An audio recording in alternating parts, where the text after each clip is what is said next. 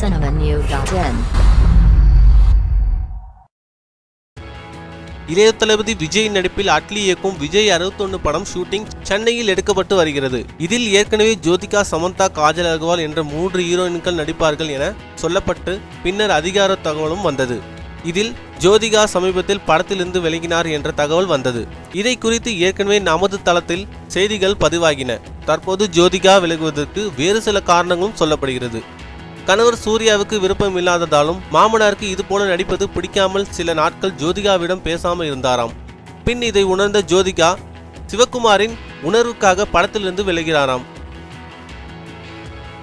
மேலும் சினிமா செய்திகளை தொடர்பு கொள்ள லைக் மற்றும் சப்ஸ்கிரைப் செய்யவும்.